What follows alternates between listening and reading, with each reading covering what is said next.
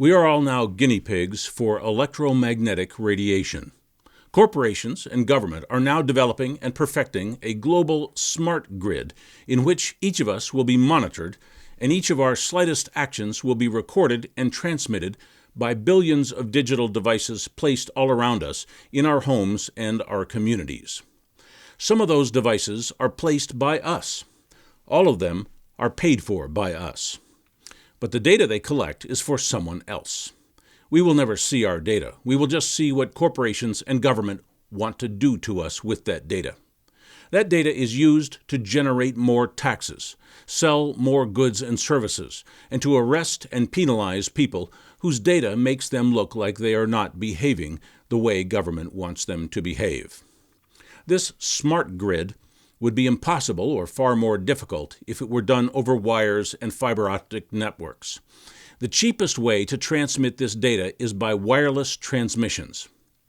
Every institution has an infinite appetite for information about you.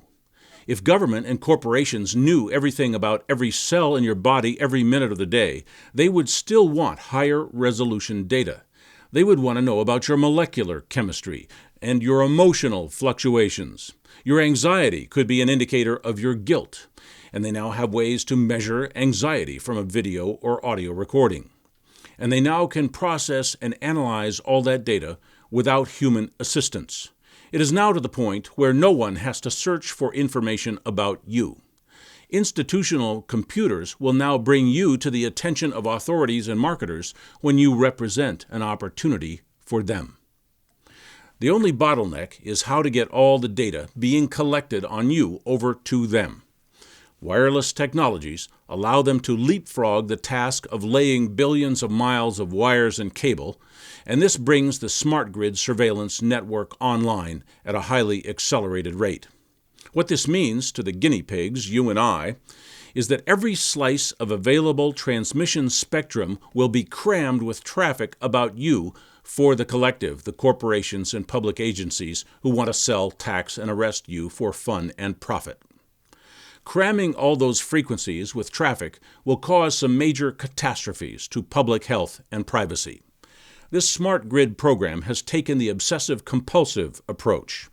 It is like they're saying, if a little humidity is good, then it would be even better if everyone were underwater. Saturating the biological environment with electromagnetic radiation is murder, mass murder. Biological organisms are electrical devices. Electromagnetic radiation induces electrical effects upon us. We are not designed to withstand massive bombardments of electrical induction, stimulation, and harmonic decomposition.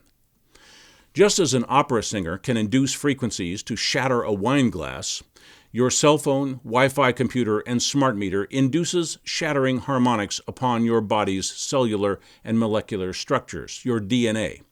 That is why electromagnetic radiation causes cancer, neurological disorders, birth defects, and a host of lesser symptoms. Electromagnetic radiation dismantles you from the inside out. In the years just ahead of us, we are about to see a whole lot more of those diseases, injuries, and symptoms. That is inevitable because we have already seen a whole lot more electromagnetic pollution of our living spaces. Billions of dollars are being made by corporations and governments by wirelessly wiring your world. They are downplaying the effects of electromagnetic radiation. They are bullying and threatening anyone who opposes the radiation rollout. They're pretending the downside doesn't even exist, and they're using all their money and power to squelch anyone who raises any inconvenient facts, evidence, or science. You may recognize this pattern from the DDT issue, the asbestos issue, the tobacco issue. In each one of those cases, those large and highly profitable industries managed, through propaganda and legislative lobbying, to suppress the truth until so many people died and the evidence was so overwhelming that even corrupt political leaders had no choice but to finally capitulate. DDT is now banned, asbestos is banned, and tobacco is becoming more severely restricted and taxed every day. Electromagnetic radiation is a major international industry with far more profit potential than DDT, asbestos, and tobacco combined. The wireless industries and tycoons are now suppressing information, attacking their opponents, spreading false and misleading information, investing billions in the rollout, and greasing the political wheels as they always do, and the political wheels are glad for the grease as they always are. Prepare to be personally exposed to levels of electromagnetic radiation far above and beyond anything ever experienced in human history. Prepare to be the guinea pig in an experiment with human cancers, mutations, illnesses, and death. Prepare to suffer that until the evidence is so clear and obvious that there will be enough victims to force the corrupt officials and the criminal corporate perpetrators to capitulate to the mountain of evidence and tragic human stories. There is no science to show that a massive overdose of EMF on the human population will be safe and harmless.